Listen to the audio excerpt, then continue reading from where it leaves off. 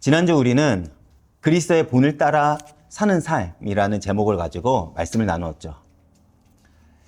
우리는 그리스도께서 우리에게 남기신 구원하는 본을 따라 각자 삶의 자리에서 그리스도의 발자취를 따라 걸어가야 할 것입니다.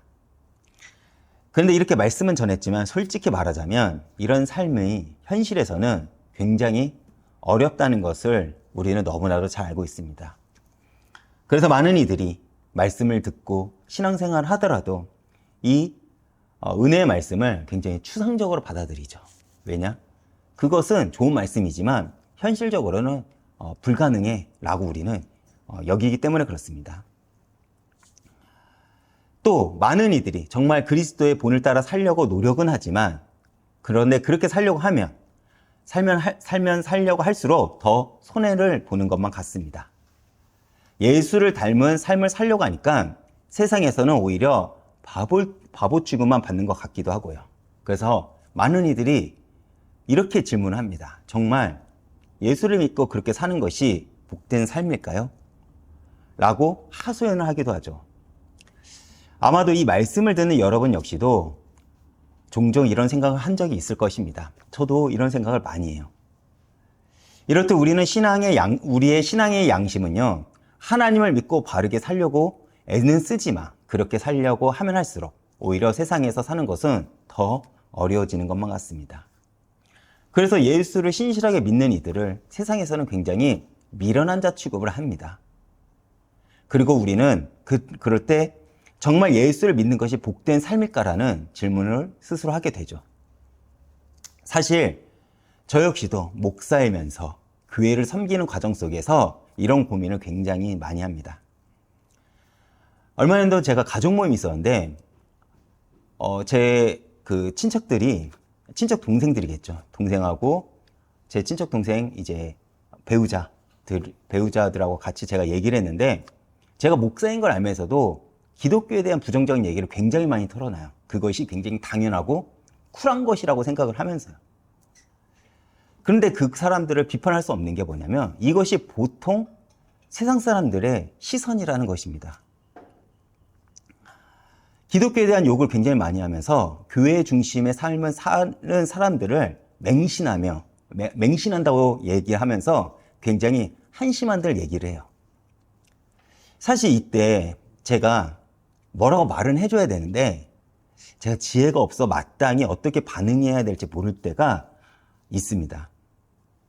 이렇듯 요즘 같은 시대에는 점점 이러한 시선이 점점 강해지는 것 같아요. 교회에 대한 세상의 시선이 곱지 않고 기독교인이라고 하면 오히려 색안경을 끼고 보는 사람들이 굉장히 많아졌습니다. 다시 말해 이전과는 다르게 제가 어렸을 때와는 다르게 교회라는 곳이 굉장히 부정적인 시선을 가지고 있다는 거예요. 그런 상황 속에서도 우리는 그리스도의 본을 따라야 한다라고 말하면 그게 정말 현실적인 신앙의 모습인가? 라고 많은 이들이 반응하게 되죠. 그저 교회는 사람들과 관계를 맺으러 온 거 아니야? 그저 마음의 안식 정도를 우리가 찾으러 온 거 아니야? 삶은 내 중심대로 살아갈게. 이것이 현대에 사는 사람들이 가지고 있는 대부분의 신앙관이에요. 그런데 우리가 주목해야 될 것은 뭐냐면 베드로가 이 편지를 쓸 당시의 상황이 어떠했냐는 거예요. 지금보다 편했을까요? 그렇지 않다는 것입니다. 당시 로마 황제인 네로가 기독교인들을 핍박하기 시작할 때였어요. 그들에게 누명을 씌워 화형에 처하고 사자에게 던져 죽이는 끔찍한 일들이 당시에 벌어졌던 상황입니다. 그런 상황 속에서도 베드로는 뭐라고 말합니까? 도리어 복을 빌라. 의를 위하여 고난을 받으면 복 있는 자라고 이야기를 합니다. 그런데 이러한 신앙의 권면이 당시뿐만 아니라 현재를 살아가는 우리들에게도 정말 현실적인 신앙의 대안이 될 수 있는지를 우리가 생각을 해봐야 된다는 거예요.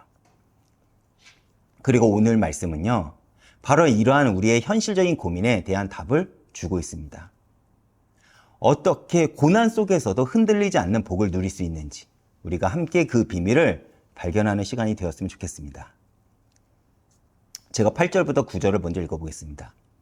마지막으로 말하노니 너희가 다 마음을 같이하여 동정하며 형제를 사랑하며 불쌍히 여기며 겸손하며 악을 악으로 욕을 욕으로 갚지 말고 도리어 복을 빌라. 이를 위하여 너희가 부르심을 받았으니 이는 복을 이어받게 하려 하심이라. 베드로는 여기서 마지막이라고 시작하면서 지금까지 말해온 모든 권면을 요약하며 마음을 같이함, 동정, 형제를 사랑함, 불쌍히 여김, 겸손, 이렇게 복 있는 자의 삶의 5가지 특징을 제시하고 있습니다. 그런데 이러한 특징들을 자세히 보면요, 모두 관계적인 것들입니다. 다시 말해 혼자서 할 수 있는 것이 아니라는 것이죠. 내가 혼자 신앙생활을 하면서 혼자 은혜 받아서 할 수 있는 게 아니라는 것입니다. 누군가의 관계를 맺으면서 나타나는 특징이라는 것이죠. 그렇다면 왜 베드로는 복의 삶을 관계로부터 시작을 했을까요? 복음은요, 언제나 그 선한 영향력을 가지고 흘러가야 되기 때문에 그렇습니다. 우리가 은혜를 받았다면 누군가에게 내가 받은 은혜를 흘려야 하는 것, 이것이 복음의 특징이라는 거예요. 그리고 이 5가지 특징은요, 손의 5손가락처럼 하나의 중심에서 퍼져나가면서 서로 협력을 한다는 그 특징을 가지고 있습니다. 그리고 그 중심은 무엇이 있습니까? 바로 예수 그리스도입니다. 먼저 마음을 같이해야 해요 라고 베드로 사도는 이야기를 합니다. 이 단어는 서로 마음을 모아라 라는 의미를 가지겠죠. 그러나 주의 말씀과 상관없이 마음을 모으라는 것이 아니라 말씀 안에서 한 마음을 가지라는 것입니다. 그리고 이것을 바울은 빌립보서 2장 5절에 이렇게 말을 하고 있습니다. 그리스도 예수의 마음을 품으라. 이것이 마음을 품으라는 거예요. 마음을 같이 하라는 것입니다. 그렇다면 베드로 사도와 바울 사도가 우리에게 말하고자 하는 그 예수의 마음은 무엇일까요? 이어 바울 사도는 빌립보서 2장 6절에서 8절을 통해 예수의 마음이 무엇인지를 우리에게 설명하고 있습니다. 제가 읽어보겠습니다. 그는 근본 하나님의 본체시나 하나님과 동등됨을 취할 것으로 여기지 아니하시고 오히려 자기를 비워 종의 형체를 가지사 사람들과 같이 되셨고 사람의 모양으로 나타나사 자기를 낮추시고 죽기까지 복종하셨으니 곧 십자가에 죽으심이라. 쉽게 말해 우리 주 예수님은요, 하나님이지만 그것을 드러내는 것이 아니라 자신을 낮추시고 성부 하나님을 섬기는 자세, 이것이 바로 예수의 마음이라는 거예요. 그런데 믿음 안에서 우리가 한 마음을 가지는 것은 쉽지 않습니다.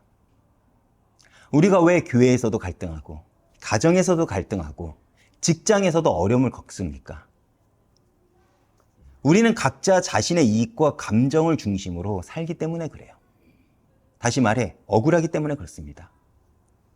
그런데 성경은 그런 이기적인 우리에게 불편한 요구를 해요. 그것이 무엇이죠? 예수의 마음을 품으라고 요구를 합니다. 낮아지고 겸손하라는 거예요. 사실 우리 안에는 여전히 부패성이 있어 하나님의 말씀을 가지고도, 하나님의 말씀을 듣고도, 하나님의 말씀을 품고도요, 내 중심으로 해석하고 믿음의 도를 왜곡시킵니다. 이것이 죄성을 가진 우리들의 특징이에요. 그래서 같은 성경을 보더라도 우리는 서로 다른 주장을 합니다. 굉장히 아이러니하죠. 이 성경 말씀은 하나인데 우리는 각자 내 입장에서 그 말씀을 해석하니 우리는 서로 다른 자기의 이기심을 드러내는 그 말씀의 해석본을 내놓는다는 것입니다. 이것이 죄의 특징이라는 거예요. 그 대표적 사건이 무엇입니까? 첫 인간 아담의 불순종입니다. 하나님이 처음 아담과 하와를 창조했을 때 그들은 서로 하나님 안에서 한 몸이었어요. 여기에는 두 마음이 있을 수가 없습니다. 그러나 죄로 말미암아 먼저는 하나님과의 관계가 깨지고 그리고 그 두 두 사람의 관계도 깨지게 됩니다. 그러나 하나님은 곧바로 그렇게 끊어졌던 관계를 이제 예수 그리스도를 우리에게 보내셔서 회복을 할 것을 약속하십니다. 그리고 우리는 그리스도를 통해서 먼저는 하나님과의 관계가 회복되어졌습니다. 그렇다면 이제 우리는 서로 그리스도 예수 안에서 한 마음을 품을 수 있게 되었다는 것입니다. 이것이 복음을 가진 자들의 특징이라는 거예요. 그래서 우리가 그리스도의 겸손함과 순종의 모습이 없다면 서로 지체가 되어 교회로 세워지지 못할 것입니다. 교회로 세워졌다는 것은 무엇이냐면 서로 수용하고 용납하고 기도하고 함께 아파하는 것. 저 사람이 타인이 아니라 나와 한 몸임을 우리가 기억하는 것. 우리가 예수 안에서 서로 한 형제이고 한 가족임을 아는 것. 복음의 특징이라는 것이죠. 그렇기에 먼저 베드로 사도는 너희가 먼저 교회로 세워지기 위해서는 마음을 같이 하라고 우리에게 불편한 요구를 하고 있는 것입니다. 그리고 우리는 그렇게 예수님을 중심으로 서로 이어져 교회로 세워지는 것이겠죠. 그리고 이어 베드로는 동정이란 단어를 언급합니다. 동정. 우리는 흔히 동정한다는 것을 남의 사정을 자기 일처럼 여기며 가엾고 딱하게 여기는 것으로 우리는 생각을 하죠. 저 사람을 내가 동정한다라고 했을 때요. 그러나 성경에서 말하는 동정은 그 의미가 조금 다릅니다. 성경에서 말하는 동정이라는 단어를 바울 사도는 이렇게 설명해요. 로마서 12장 15절입니다. 즐거워하는 자들과 함께 즐거워하고 우는 자들과 함께 울라. 이것이 성경에서 말하는 동정의 개념이에요. 앞서 말했듯이 죄는 하나님과의 관계뿐만 아니라 사람들과의 관계도 틀어지게 만들었습니다. 처음에 아담과 하와는요, 서로 한 몸을 이루는 존재였지만 죄를 짓고 난 뒤 아담과 하와가 보인 첫 반응이 무엇이죠? 서로에 대한 동정은 없고 서로 탓을 하며 오로지 자신만을 생각할 뿐이에요. 이게 죄의 특징이라는 것이죠. 그러나 그런 이기적인 인간을 위해 누가 오셨습니까? 바로 우리 주 예수 그리스도가 오셨습니다. 죄 문제를 해결하기 위해 그분은 죄가 없으셔야만 했지만 죄를 제외하고는 우리와 같은 모습을 가지고 이 땅에 오셨다는 것이죠. 그래서 누구보다 우리의 처지를 잘 이해하실 수 있는 분이 우리 주 예수 그리스도입니다. 우리의 처지를 그만큼 잘 이해할 수 있으시기에 그분은 예수님만큼 우리를 잘 변화하시는 분도 없다는 것입니다. 그렇기에 우리의 사정을 가지고 하나님 앞에 아뢰며 우리를 변화하시는 분, 바로 중보자 예수 그리스도가 되신다는 것입니다. 그리고 이런 예수님에 대해서 히브리서 기자는 히브리서 4장 15절에서 다음과 같이 표현을 합니다. 우리에게 있는 대제사장은 우리의 연약함을 동정하지 못하실 이가 아니요. 모든 일에 우리와 똑같이 시험을 받으신 이로되 죄는 없으시리로다. 즉 대제사장 대신 우리 주 예수 그리스도가 우리를 동정한다는 거예요. 다시 말해 우리와 함께 즐거워하고 함께 울고 계신다는 것입니다. 우리가 왜 아파하는지, 우리가 왜 힘들어하는지, 우리가 왜 낙심하고 있는지 그 사정을 누구보다 잘 아시기에 그 사정을 가지고 하나님 앞에 나아가 우리의 사정을 아뢰며 중보자가 되신다는 거예요. 타인의 일이 아닌, 삼재 사정이 아닌 내가 그 일을 겪는 것처럼 여기면서요.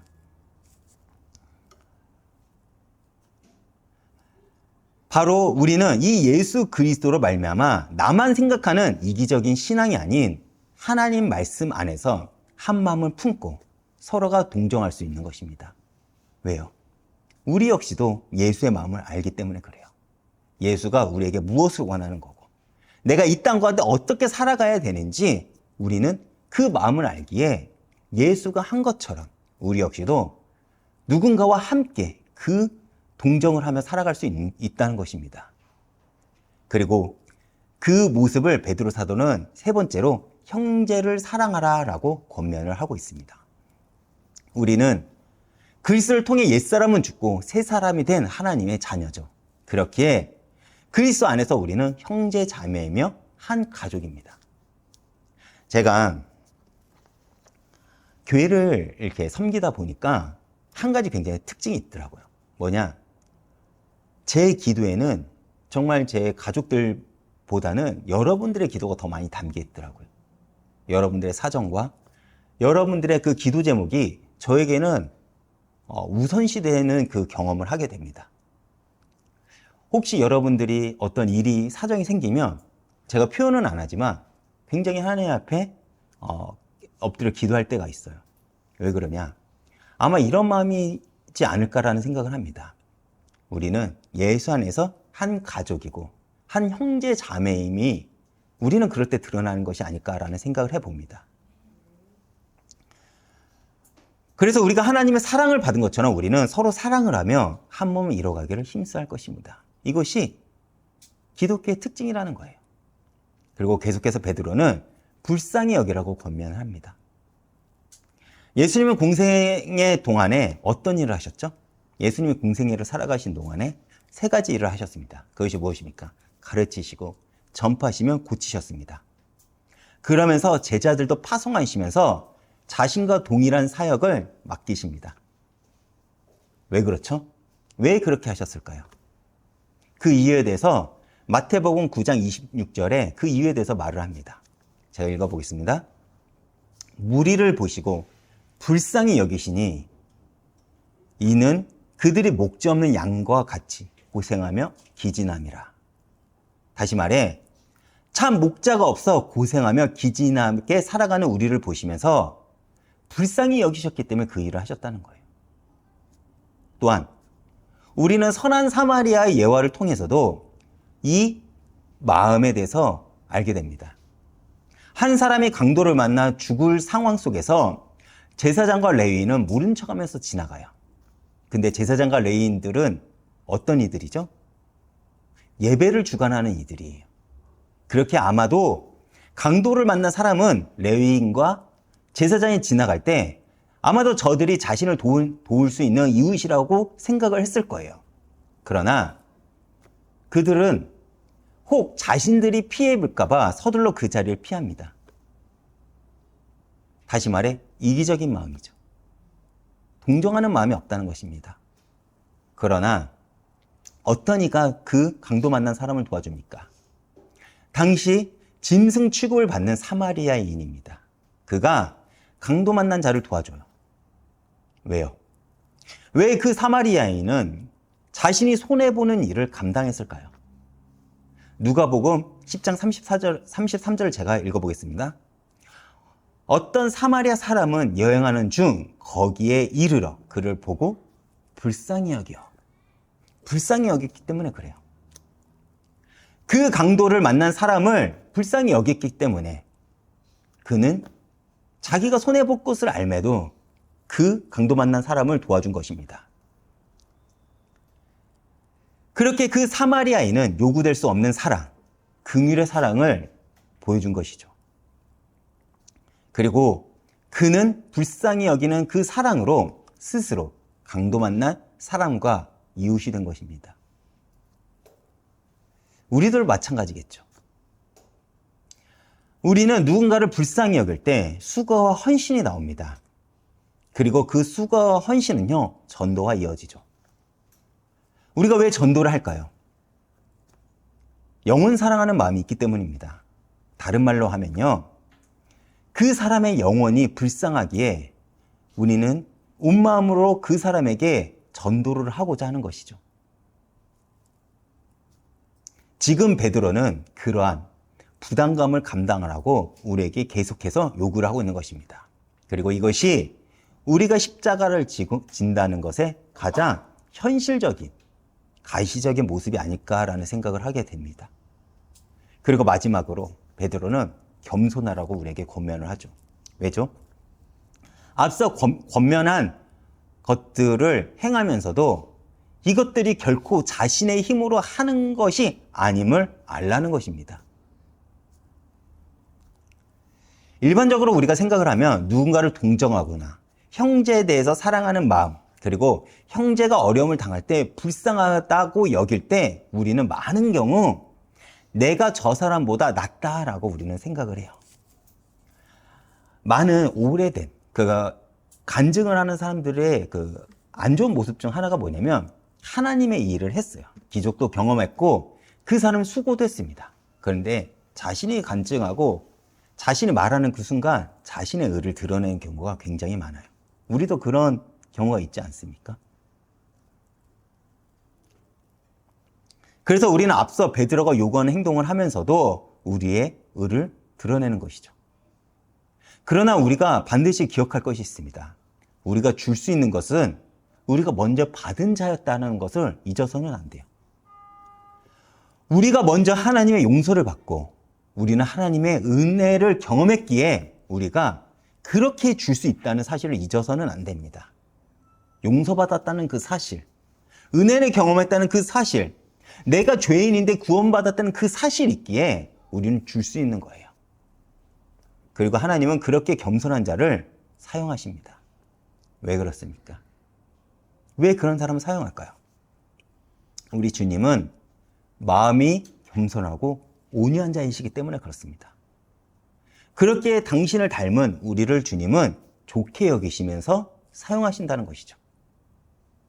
우리는 마음이 겸손하고 온유한 자이신 예수님을 우리는 따르는 것입니다. 그분은 우리의 모범이 되시고 우리는 그분을 바라보면서 그 삶의 흔적을 쫓아갈 때 비로소 우리는 이 땅 가운데 하나님의 영광을 드러낼 수 있다는 것이죠. 그리고 베드로는 이 5가지 복 있는 삶의 특징을 이야기하면서 놀라운 말을 합니다. 그것이 무엇입니까? 악을 악으로, 욕을 욕으로 갚지 말라고 합니다.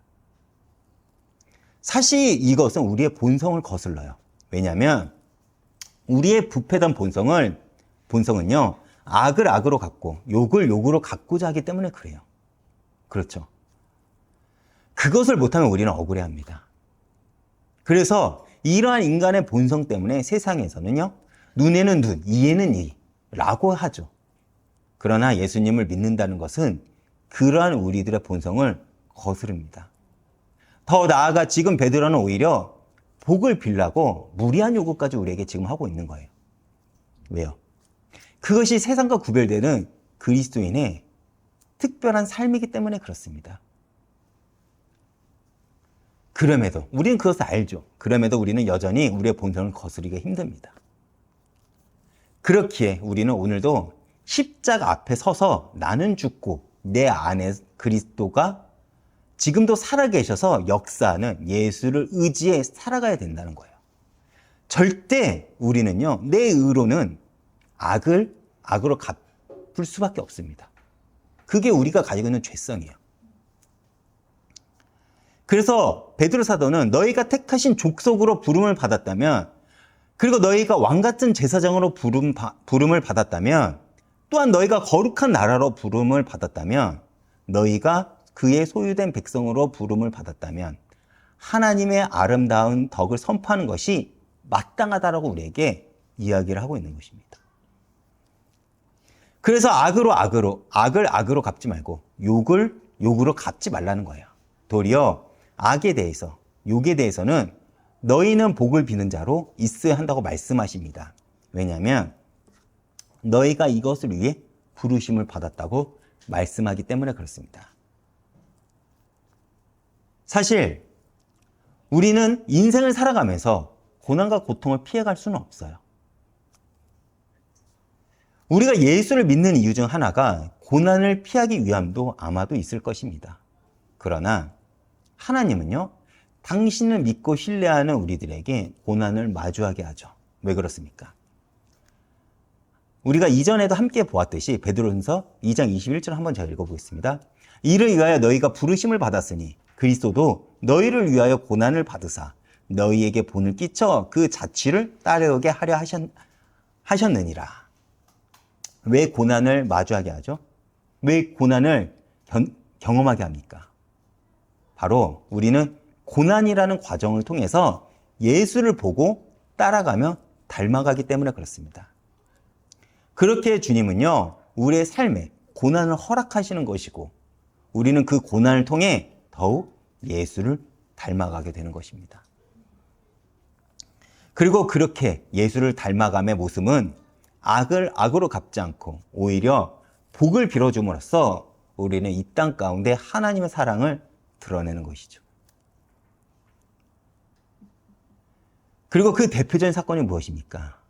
아마도 스데반의 죽음일 것입니다. 그 스데반의 죽음을 통해서 예수의 사랑을 목격하게 된 이가 누구입니까? 바울 사도죠. 사울이라는 젊은 바리새인은 스데반이 기도한 사람 중 한 명이었을 거예요. 그리고 하나님은 그러한 스데반의 기도를 받으시고 그의 기도에 응답하셨습니다.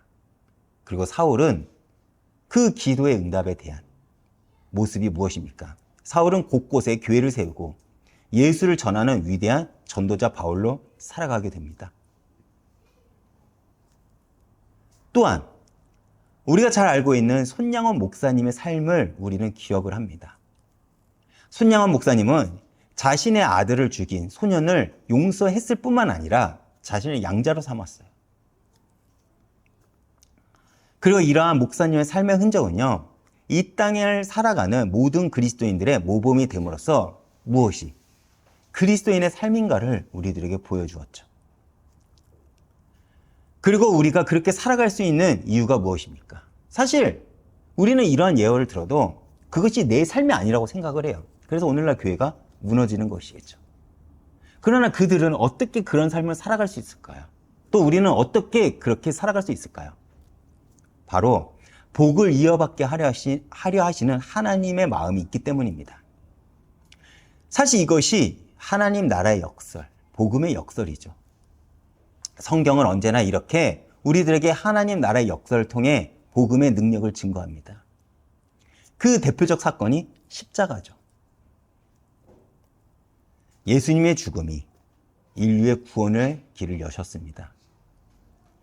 그분의 맞음이 우리의 나음을 경험케 하십니다. 이러한 복음의 역설은요, 우리에게 살아갈 이유를 만들게 되죠. 우리가 왜 손해를 보는 것을 알매도 그 길을 갈 수 있는가? 바로 예수님께서 그 길을 보여주셨기 때문에 그렇습니다. 그렇게 우리 역시 내가 죽는 길을 선택한다면 우리는 참 복, 생명을 얻게 될 것입니다. 여기서 중요한 것은 뭐냐면 이것이 단순히 도덕적 교훈이 아니라는 것을 우리가 알아야 돼요. 우리가 도덕적으로, 윤리적으로 착해라라고 저는 지금 말하고 있는 것이 아닙니다. 우리가 그것을 하는 이유는 그것을 위해 부르심을 받았기 때문에 그렇습니다.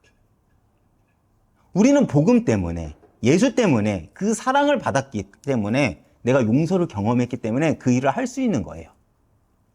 그리고 이것이 우리의 정체성이요, 우리의 운명이라는 것입니다. 지금 베드로는 하나님의 은혜로운 부르심에 대해 그리고 우리가 받고 있는 그 축복에 대해서 말하고 있는 것입니다.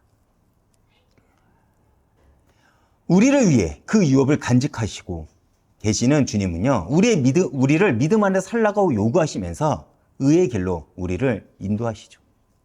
그리고 우리를 부르시는 하나님은요, 축복으로 이루는 화평의 길을 따르도록 우리를 지금도 부르고 계십니다. 그리스도인이 자신이 주님으로부터 받을 복이 무엇인지를 안다면 다른 사람들, 심지어 그 원수들까지도 축복을 하고 권면을 할 수 있을 거예요. 우리가 왜 악을 악으로 갚냐면 그것만이 내가 가지고 있는 원한을 풀 수 있다고 생각을 하기 때문에 그렇습니다. 그런데 제가 경험해 보니까 내가 복을 받았다는 것을 우리가 인지를 한다면 용서할 수 있겠더라고요. 저도 여러분들 잘 알다시피 이전에 안 좋은 일이 있을 때 그 분노를 참지 못해서 몸이 아플 지경에 이르는 적이 있습니다. 근데 제가 언제 나섰냐? 하나님이 주시는 그 응답을 목도했을 때 그 분노가 사그라들더라고요. 마찬가지입니다.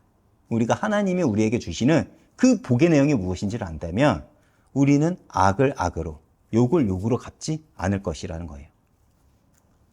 분명 하나님은 믿는 우리들에게 복을 약속하셨습니다. 그리고 우리 역시 예수를 믿고 복 받기를 원하고 있죠.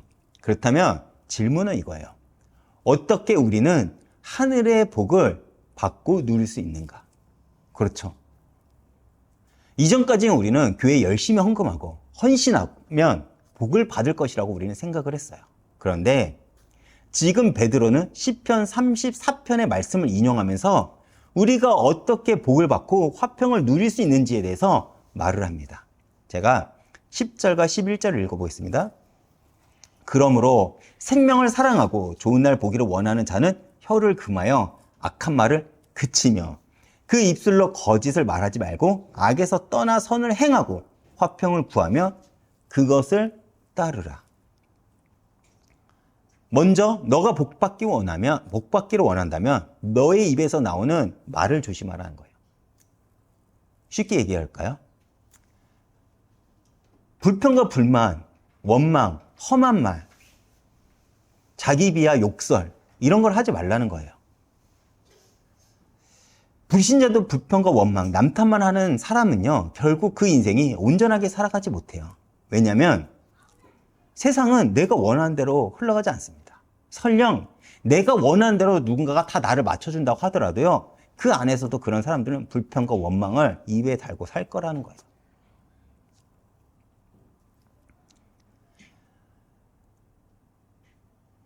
그렇기에 예수를 믿는 우리는 세상에 구별된 자로서 가장 먼저 해야 될 게 뭐냐면 내 입술을 관리해야 됩니다. 내 입술의 불평과 원망보다는 감사와 찬양이 나와야 된다는 것이죠. 하나님은 우리의 입술의 고백을 지금도 원하고 계세요. 그리고 그 입술의 고백은 우리의 생각이 될 것이고 그 생각은 우리의 행동을 낳을 것이며 그 행동이 쌓이면 하나님은 우리의 인생을 내가 고백한 그 감사가 넘치는 삶으로 만들어낼 거라는 것입니다. 쉽지 않아요. 왜요? 우리의 본성은 불평하기 원하거든요. 원망하기 원하고 남탓하기 원하고 내가 억울하지 않기를 원하는 것이 내가 가지고 있는 본성입니다.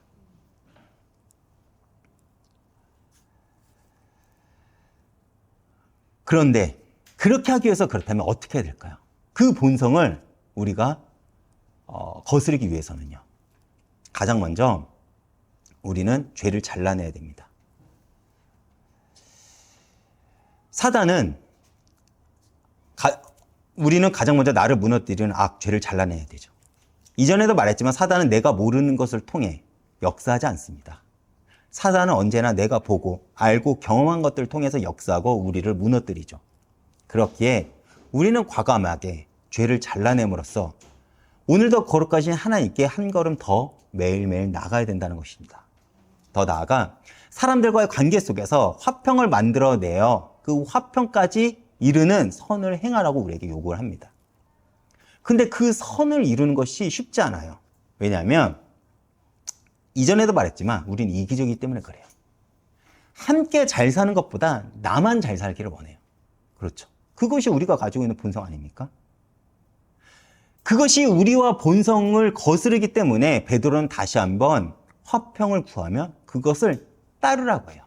왜 따르라는 표현을 썼냐면 우리가 선을 행하는 것이 어렵고 방해받기 쉽기 때문에 그래요. 그래서 우리는 우리의 본이 되시는 예수를 보고 따를 때 비로소 이렇게 하는 것이 선을 행하는 것이구나.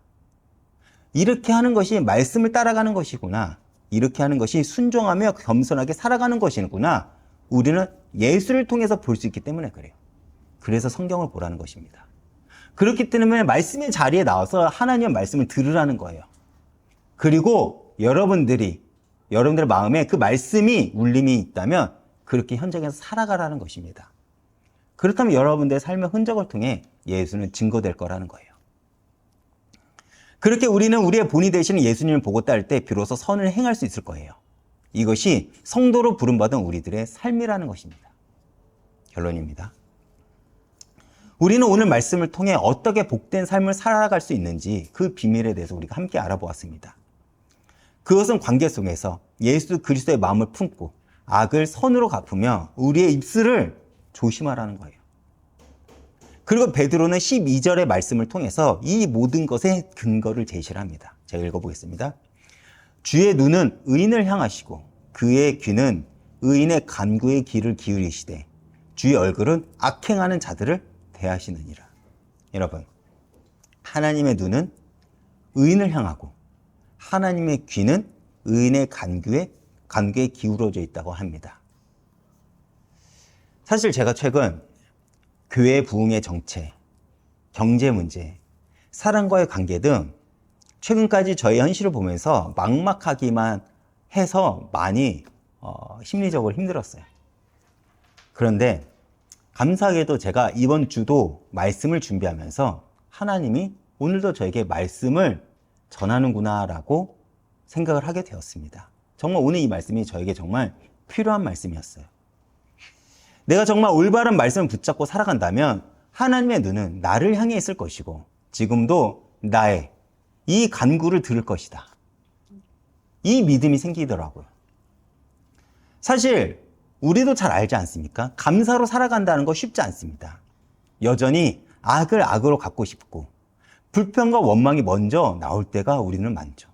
남을 탓하길 원하고 내가 높아지길 원하는 그 이기적인 마음이 우리들에게 있습니다. 그렇지만 위에서 고백한 대로 지금 하나님의 눈길이 나를 향해 있고 하나님의 귀가 내 기도에 기울어져 있다는 것을 오늘 말씀을 통해 확인했기에 그것을 믿기에 오늘도 제가 다시 여러분 앞에 서서 담대히 이렇게 말씀을 전할 수 있는 것 같습니다. 또한 주님의 얼굴은 악행하는 자들 대하시느니라고 바울사도는 이야기를 해요. 사실 이거는 굉장히 두려운 말씀이에요. 왜냐? 심판의 말씀이기 때문에 그렇습니다. 그렇다면 우리는 어떤 선택을 해야 될까요? 하나님의 눈길을 받는 그 의인의 길을 가야 될지 아니면 내 마음대로 살면서 하나님의 얼굴을 대하게 되는 그 심판의 길을 갈 것인지 우리는 선택을 해야 됩니다. 우리는 언젠가는 하나님을 마주하게 돼요. 그렇다면 우리는 어떻게 이 땅 가운데 살아가면서 어떤 삶을 살아갈 것인지를 우리는 선택을 해야 됩니다.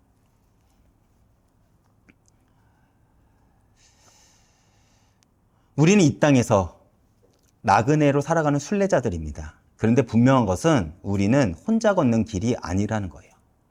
하나님이 우리를 향해 있고 하나님의 귀가 우리의 기도에 기울어져 있습니다. 다시 말해 지금도 하나님은 우리와 함께 하신다는 거예요. 그리고 베드로는 고난 중에 있는 성도들에게 이것이 가장 확실한 위로와 소망의 근거라고 말하고 있죠. 세상은 우리를 이해하지 못할지라도 그리고 우리가 세상을 살면서 때로는 손해를 보는 것 같을지라도 하나님의 눈길은 변함없이 우리를 향하고 있어요. 그리고 우리가 그 사랑을 기억하며 한 주도 마음을 같이 하고 서로 사랑하며 악을 선으로 갚고 감사와 찬양이 넘치는 입술로 살아가길 바라겠습니다. 그리고 무엇보다 하나님의 눈길이 여러분을 향해 있다는 이 확실한 약속을 붙잡고 매일매일 승리한 날들이 되시기를 주님의 이름으로 축원드리겠습니다.